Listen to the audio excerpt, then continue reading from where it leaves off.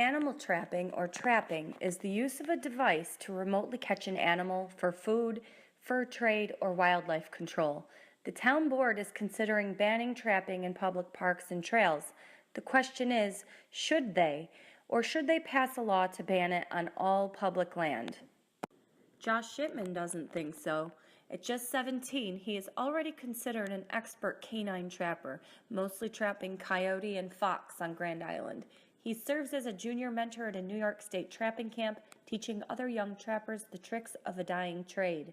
Josh is worried about what will happen if the town imposes new laws restricting what is already very limited space to trap on Grand Island.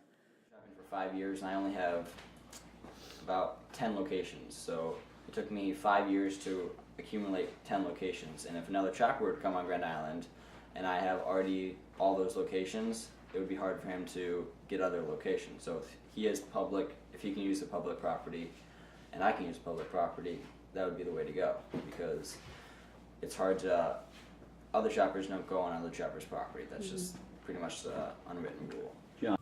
Supporters of trapping who've invited Josh to trap on their land say he is doing the town a favor by helping control a growing coyote population. Most people that I've talked to who let me on their property have an issue with coyotes, so they've already had their dogs attacked and they want them gone. And people who say no haven't had an issue yet. So I had one person contact me after I'd already talked to him. He said, "Can you come back, because there's now a coyote issue on my property." So I went back and trapped coyotes for him. Other people don't see it, but you just got to look to see the problem. Opponents say trapping isn't safe, disrupts nature, and worry about what could happen to someone should they step on a trap while walking on public land. If you were to step on it, you don't get caught at all. It just fires off. Since human feet are so big, you can't get caught in this trap. So if you were to What about a little human foot?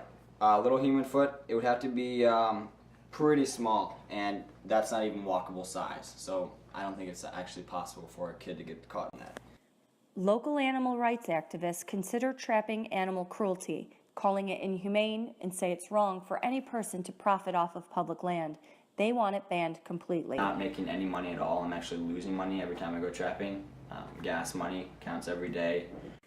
A coyote hide is only worth about $25. Josh says he catches an average of 5 per season, meaning he pockets just over $100 for months of work, and he's likely the most active trapper in town. These traps aren't cheap by any standards. How much? This is about $20 for this trap. So I have roughly almost 200 traps. Not of this one, but so I have quite an investment in trapping. Nicole Gerber, who was unavailable for an interview, owns the property next to where Josh traps and claims her dog nearly set foot in a trap. She says the compromise the town is offering to ban trapping near public parks and trails is not enough. This is the Gerber land. This blue is the public paper road that Joshua traps. Now Joshua traps back here. This is George DeGlopper's land, both in the red. When Josh was asking George to trap, he got permission from George, but Miss Gerber convinced George to have him stop. So Josh had to stop, which is fine, but that just leaves this blue strip for Josh to trap on. Can she walk her dog on this? Can she walk it on George's, seeing George gave her that land? That's all. We're just asking for the blue strip, and that's public land. Josh agrees trapping shouldn't be permitted in or near public parks or trails, but says there are already state rules in place preventing trapping in those areas, and that's not habitat where coyote and fox are found anyway. And he said since trapping is a very limited season in New York, just November through February, it's unlikely most people want to walk out in the middle of a field in the middle of winter.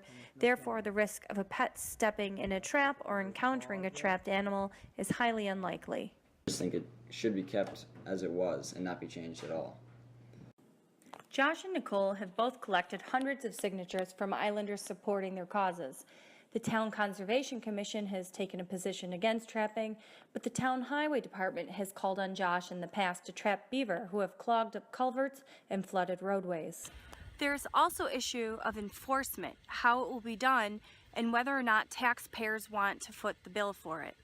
There will be a public hearing on Monday, March 7th at Town Hall for islanders to come and voice their opinions.